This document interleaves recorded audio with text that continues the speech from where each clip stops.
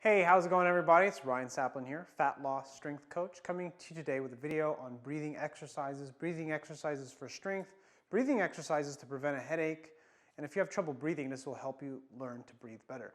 I was just doing a little experiment with myself, and maybe you can try it, you can let me know your feedback on it. But one thing that I've mentioned in other videos about breathing is that if your back is excessively arched, it's hard to breathe properly. Even if your shoulders are back, because I always tell people to pull their shoulders back,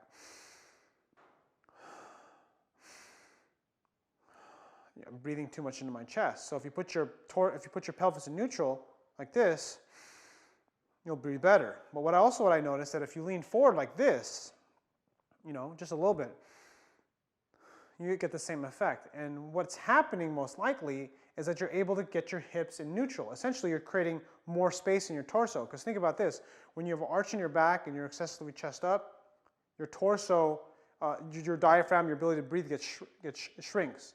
And then when you're seated in a chair like this, the ability to breathe shrinks because you're squashing it. So really what you're trying to do when you're standing upright, you're trying to put your hips in a neutral so that you have more space for your lungs and diaphragm to expand, right? But when you lean forward like this and you're not able to keep because it's actually pretty difficult to do this, to maintain this position, right? But if you do this, it kind of makes your body like a rectangle, if that makes any sense, or closer to a rectangle. So instead of being arched like this or being rounded like this, and what you end up doing is you end up going here, where your upper back rounds a little bit, your lower back even rounds and flattens, and you're able to breathe. Another thing that also happens too when you're in this position, just think about like when you run out of breath or you get lightheaded and trying to get more oxygen, a lot of what you're doing is you're trying to improve your ability for your lungs to function. There's other reasons too related to your head, but just specifically with this part, you're able to breathe better. Also when you're leaning on something or you're leaning on your hands, it reduces how much muscles you're using. It just creates a better environment for the lungs and the whole torso to breathe better. And that in itself, this is actually a really good breathing exercise. Think about when you run out of breath at like a hard workout.